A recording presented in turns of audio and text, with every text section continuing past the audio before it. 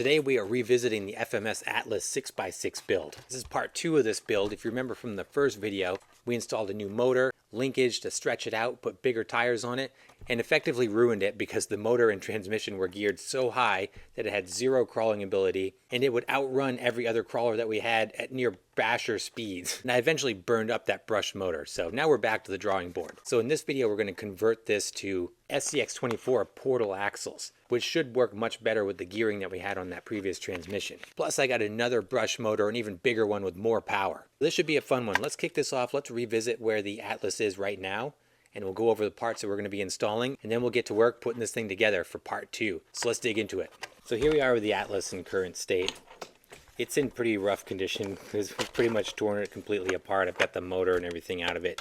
It's ready for phase 2 here, but just a quick recap. If you haven't seen that video, I'll link part 1 in the description down below if you want to check it out. But if you haven't seen that, I'll do a quick recap here for you.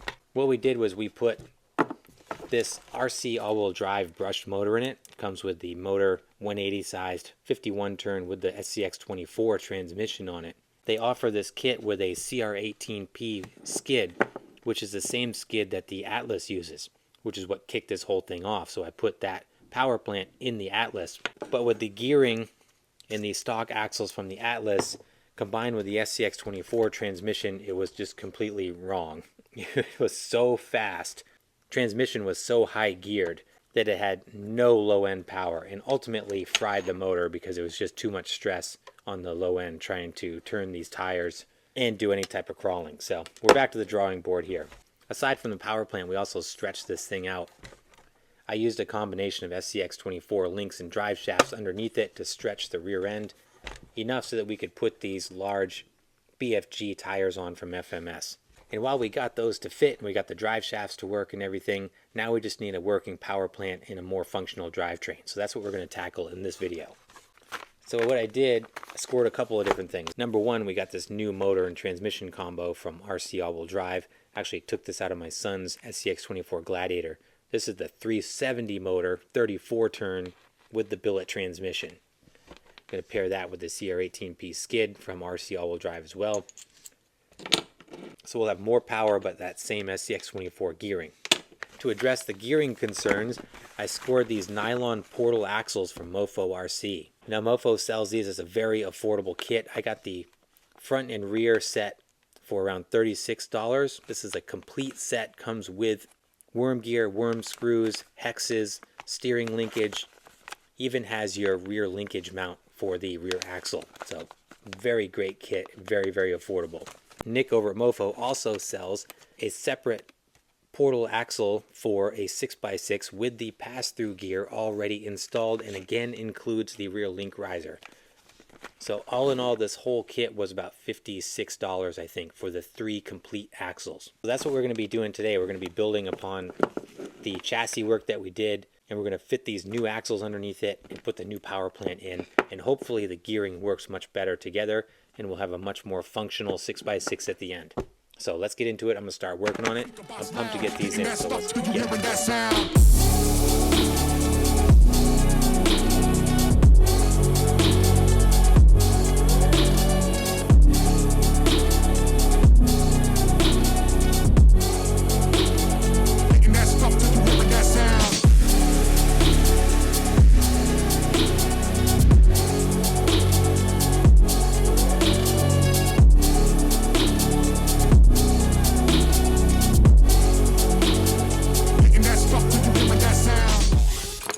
All right, my friends, here we are. So this thing, again, turned out to be more of a project than I was expecting. I didn't even think about it. But with the SCX24 axles, I had to convert this to a servo 1 axle design and ditch the panhard bar, and also convert this to a 4-link suspension setup up front. Miraculously and thankfully, the panhard bar turned out to be the same exact length as the upper link on the existing setup on the Atlas. So it made for a quick pivot there to get the 4-link setup. Seems to work okay, a little stiff, but I think that's all right. I can dial that in a little bit as we go. Got the big 370 motor in there, barely fits. If you remember from the first video, I had to trim the ESC tray here to get that to fit, so the wires are jammed in there pretty tight, but it is functional. underneath here, the portal axles were very easy to work with. I did have to bore out each one of the mounting holes with a larger coarse thread screw to get the larger hardware through, but everything seems to be working really well now. I also had to lengthen the rear drive shaft because I was having issues there. That axle is still pretty jacked in the back. Hopefully that kind of extreme angle there doesn't hurt me too bad. I might have to shorten those upper links, but I'm not going to get into that in this video, I hope. I just hope that it works okay in this setup for this video. So just kind of bolted the skid in there just to test it out. So we're going to do the kind of the virgin run right here together. The portals give it a really tall stance. Look at the thing, it sits super high. It looks good. I could fit much bigger tires on here now if I wanted to. Look at that action, looks pretty good. All right, MOT, moment of truth. Oh, that doesn't sound good at all. What is going on in here?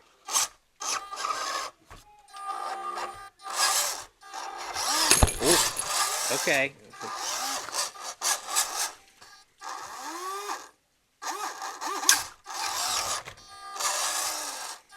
It's making all kinds of racket. I don't know what's going on in there, but it's working.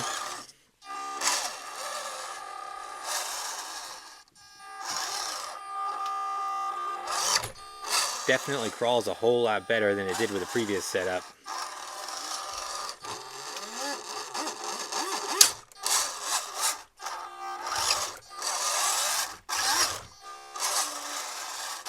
We got some diagnosing to do to figure out what is going on here.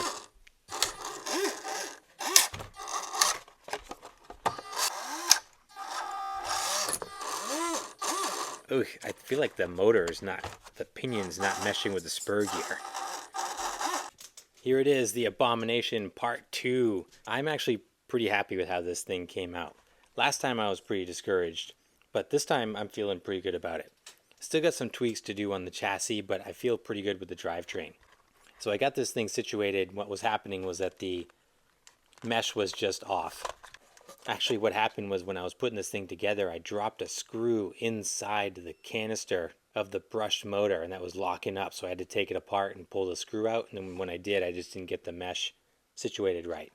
So it should be in better shape now. But pretty cool looking, I gotta say. We do have some adjustments we can make on the suspension. You know, I'd like to bring these shocks up a little bit to bring the ride height a little bit down, the chassis down a little bit. It's raked towards the front because it's sitting pretty high in the back. I would like to explore some different link options for the upper links in the very rear because that axle is not straight, and I could improve that a little bit more. So that might be phase 3, is just sorting out the linkage and suspension geometry. Up front, when we converted to the servo on axle, went much smoother than I anticipated. There's not a lot of room for axle drop on this thing. Side to side articulation is decent, but another part of phase 3 might be trying to trim up inside there and relocate some things to see if I can get some more clearance for that servo. But it's decent the way it is. Underneath the body, you know, everything fits pretty well. The wires are kind of a mess over here with the power switch and everything just hanging out, but that big 370 fits. Everything's in there snug. Let's turn it on and see how it goes.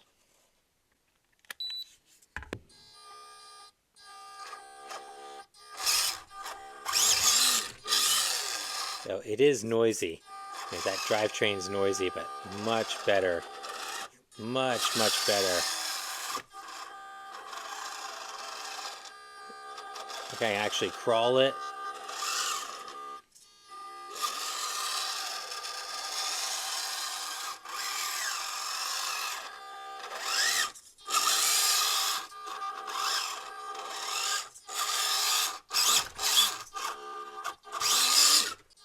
I can see what's happening is that the rear tires are binding up against each other. And that's what's causing that hitch.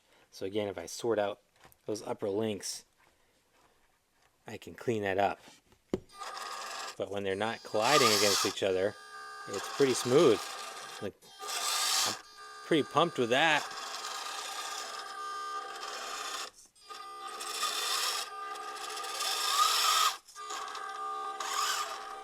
All right, cool. It lives.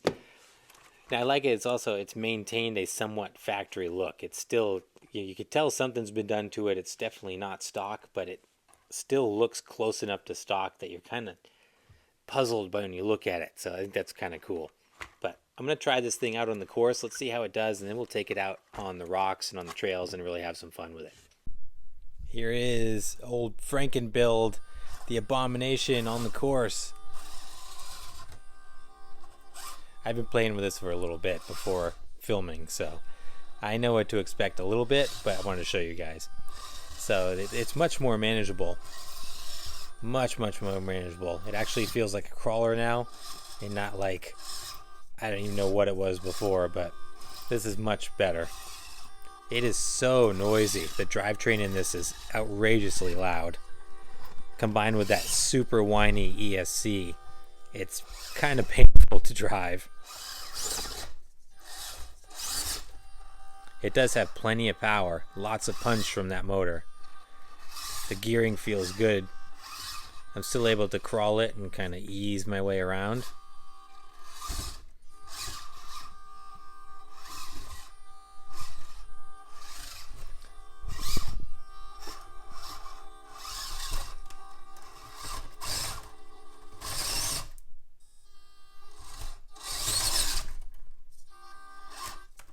Oh, one thing I did too is I put longer links on the upper rear. I think they're 60 millimeter. I had 50 millimeter on there before, and these ones are quite a bit longer. So that spaced those tires out a lot. Seems to help. No more binding issues there. Definitely need some different tires.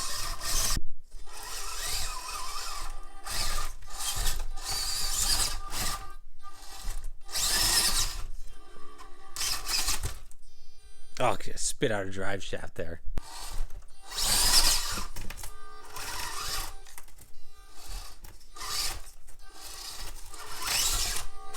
There, we made it.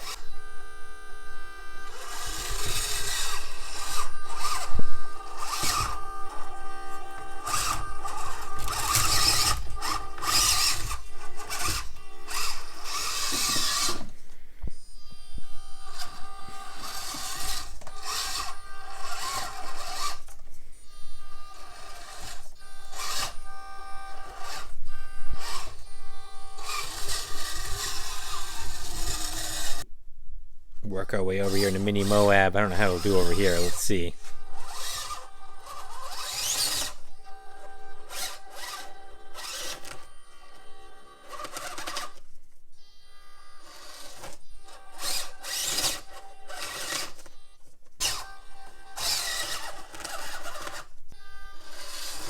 Jeez.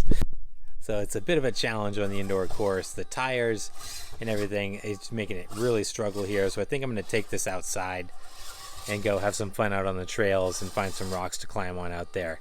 So let's head outside and see what this thing can do out there.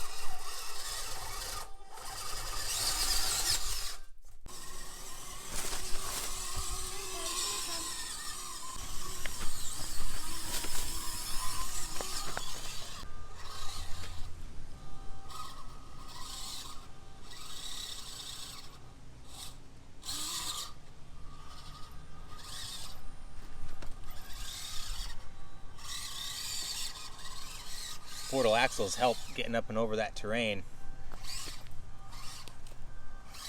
Oh, they also make it top heavy too. Axel's our test driver today. Let's see how it. Oh, good job, you made it. Oh my gosh. So it's crawling pretty well actually.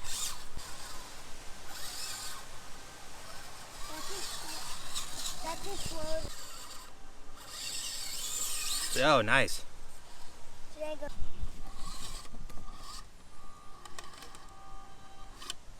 Good job.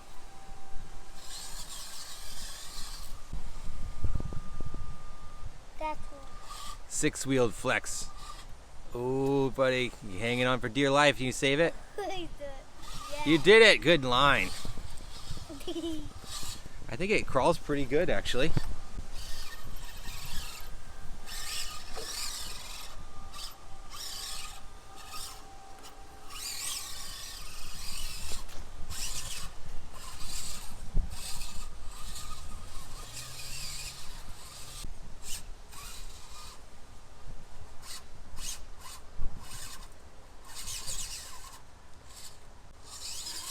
Nice. Thing I'm noticing that it goes through batteries extremely quick with that big 370 motor, and also puts out a lot of heat. Everything in there was really hot.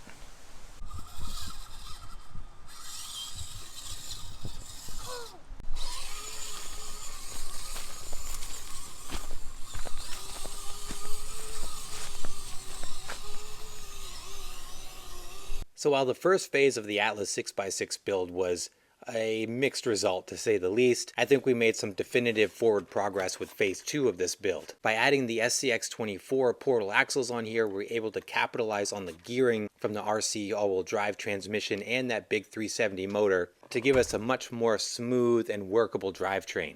After some initial binding issues, putting the 60-ish millimeter rear upper links on it, stretched that out just enough so that I don't have any more binding issues with the tires hitting each other. So all in all, it worked out pretty well. With that said, there's still some things we need to improve upon. I do still need to sort out the rear. I got to straighten out that rear axle. It still has a tendency to spit out that rear drive shaft, and that rear axle tends to rotate under a lot of stress. So I've got to do some work on the rear linkage. The tires, I think, are holding us back pretty significantly now. These large BFG tires from FMS just don't provide the grip needed to put all this new power down to the ground. So I'm thinking some new wheels and tires are in order. But otherwise, I'm really happy with how this has come out. And we'll see what phase 3 brings. But I'm now much more excited to get into phase 3 now that we have a really strong base with phase 2 here. I'll put the parts list in the description down below of what we used in this episode. And I'll also put the link down for part 1 in case you missed it and want to see what we did there. And let me know down in the comments, what do you think of phase 2 of the Atlas build and what should we do for phase 3? As always, I appreciate you guys. Thanks so much for watching. Please like and subscribe if you haven't done so, and I'll see you in the next video.